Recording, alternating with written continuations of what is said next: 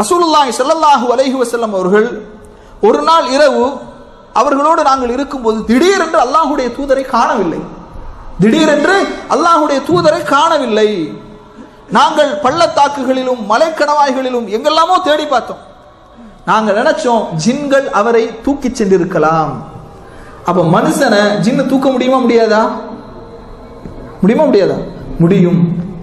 சில பேர் சொல்லுவாங்களா இல்லையா, இங்க படுத்து கிடந்த சில பேருக்கு நைட்ல தூக்கத்துல எழுந்திரிச்சு நடக்கிற வியாதி உண்டு, அது வேற விஷயம். அதுக்காக யாராவது கட்டில கொஞ்சம் புரண்டு படுத்த உடனே என்ன செஞ்சிடக்கூடாது, இவனை ஜின்னு தூக்கி இருக்குமோ அப்படின்னு திங்க் பண்ணக்கூடாது. புரியுதா இல்லையா?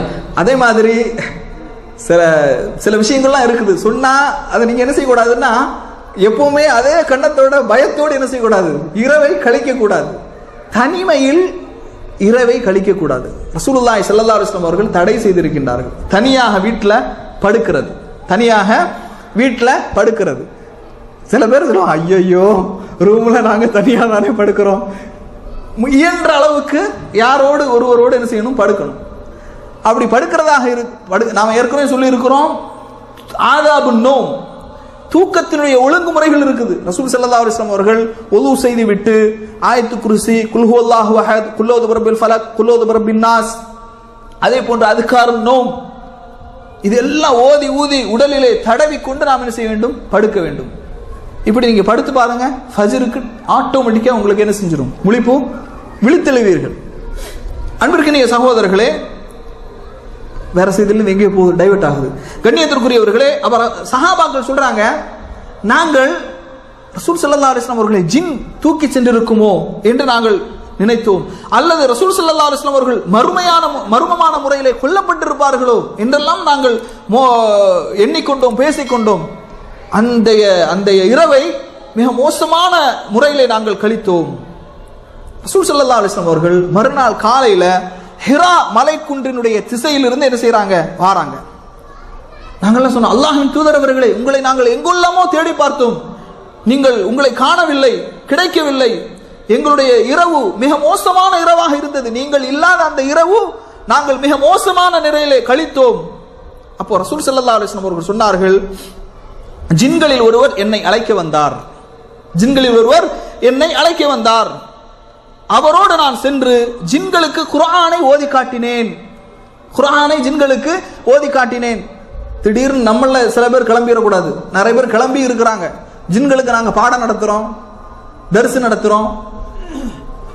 பாடம் நடத்தக்கூடிய இடங்கள்ல ஜின்கள் வருவார்களா வரமாட்டார்களா என்றால் வருவதற்கு வாய்ப்பு இருக்கின்றது. வருவதற்கு ஜின்கள் என்றால் நல்ல ஜின் கெட்ட ஜின் இருக்கா இல்லையா, நல்ல ஜின்கள் வருவதற்கு வாய்ப்பு இருக்கின்றது. ஆனா நாங்க ஜின்களுக்கு பாடம் நடத்தினோம், அதுல சில பேர் நல்லா விளங்கிக்கிட்டாங்க, சில பேருக்கு விளங்கல்ல, இப்படி யாராவது கதை விட்டா மிகப்பெரிய பொய் என்பதை நாம் அடையாளம் கண்டுகொள்ள வேண்டும். ஏன்னா இந்த மாதிரி ஜின்களை வச்சு நிறைய கதைகள், கப்சாக்கள், பொய்கள் பரப்பப்பட்டு வருகின்றது. அப்ப ரசூலுல்லாஹ் சொல்றாங்க, ஜின்களில் ஒருவர் என்னை அழைக்க வந்தார், அவரோடு நான் சென்று ஜின்களுக்கு குர்ஆனை ஓதி காட்டினேன். பிறகு எங்களை அழைத்து சென்ற ஜின்கள் ரசூல் ஸல்லல்லாஹு அலைஹி வஸல்லம் சஹாபாக்களை அழைச்சிட்டு போய் ஜின்களுடைய அவர்கள் பயன்படுத்திய நெருப்பு, அவர்கள் நடந்து சென்ற அந்த இடங்கள், தடயத்தை எல்லாம் காட்டுறாங்க. அதுக்கு பிறகு ரசூல் ஸல்லல்லாஹு அலைஹி வஸல்லம் சொன்னாங்க, ஜின்கள் என்னிடத்திலே கேட்டார்கள், அனுமதிக்கப்பட்ட உணவை குறித்து கேட்டார்கள். எப்படி சஹாபாக்கள் ரசூல் ஸல்லல்லாஹு அலைஹி வஸல்லம் ஹலால் எது ஹராம் எது என்று கேட்டு இருக்கின்றார்களோ, அந்த மாதிரி ஜின்களும் என்ன செஞ்சிருக்கிறாங்க, அவர்களுடைய உணவை பற்றி, ஹலாலை பற்றி, உணவை குறித்து அவர்கள் கேட்டார்கள். அப்போது நான் சொன்னேன், அல்லாஹுவின் பெயர் சொல்லி அறுக்கப்பட்ட ஒவ்வொரு பிராணியின் எலும்புகளும் உங்களுக்கு அனுமதிக்கப்பட்டதாகும். அப்ப ஜின்களுடைய உணவு எது, எலும்புகள்.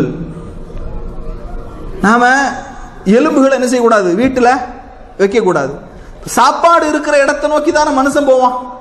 அந்த மாதிரி ஜின்கள் அவர்களுக்கு எது உணவாக இருக்கின்றதோ அந்த இடத்தை நோக்கி என்ன செய்வார்கள், அந்த இடத்தை நோக்கி வருவார்கள். புரியுதா இல்லையா? அப்போ எலும்புகள் ஜின்களுக்குரிய உணவு. அதான் மதரசால படிக்கும் போது காலகட்டத்தில் கேலியாக பேசிக்கொள்வோம். சில பேர் யாராவது இறைச்சியை போட்டு ரொம்ப கடிச்சாங்கன்னா, ஜின்னுக்காவது கொஞ்சம் விட்டு வைப்பா, நீ கடிக்கிற கடிப்பை பார்த்தா ஜின்னு ஒண்ணுமே இல்லைன்னு நினைச்சிட்டு போகும்போது கொஞ்சம் விட்டு வைங்க அப்படிமோ. அப்ப எலும்புகள் ஜின்களுக்குரிய உணவு என்பதை ரசூலுல்லாஹி ஸல்லல்லாஹு அலைஹி வஸல்லம் அவர்கள் என்ன செய்கின்றார்கள், சொல்லுகின்றார்கள். அடுத்து சொல்றாங்க, ஒவ்வொரு கெட்டி சாணமும் கால்நடைகளுடைய விட்டைகள் இருக்குதா இல்லையா, அது உங்களுடைய கால்நடைகளுக்கு தீவனமாகும். அப்ப ஜின்கள்ல நல்ல ஜின், கெட்ட ஜின், ஆண் ஜின், பெண் ஜின், ஷைத்தான், அதே போன்று ஜின்களில் கால்நடைகளும் இருக்கின்றது. கால்நடைகளுடைய உணவு எது? கால்நடைகளுடைய விட்டை, கால்நடைகளுடைய விட்டை. ரசூலுல்லாஹி ஸல்லல்லாஹு அலைஹி வஸல்லம் அவர்கள் தன்னுடைய தோழர்களுக்கு சொன்னார்கள், ஃபலா தஸ்தஞ்சு பிஹிமா ஃபஇன்னஹுமா தஆமு இஹ்வானிக்கும். ஜின்களுடைய அதாவது எலும்புகளை கொண்டு நீங்கள் சுத்தம் செய்யாதீர்கள், கால்நடைகளின் விட்டைகளை கொண்டு நீங்கள் சுத்தம் செய்யாதீர்கள், இந்த இரண்டும் உங்களுடைய சகோதரர்களுக்கு உணவு என்று சொன்னார்கள். அப்ப எலும்புகள், இறைச்சியினுடைய எலும்புகள் ஜின்களுக்கு உணவு, கால்நடைகளுடைய விட்டைகள் ஜின்களுடைய விலங்கினங்களுக்கு உணவு என்ற ஒரு செய்தியை பார்க்கிறோம். சஹீஹ் முஸ்லிம்ல இந்த செய்தி என்ன செய்கின்றது, இடம்பெறுகின்றது.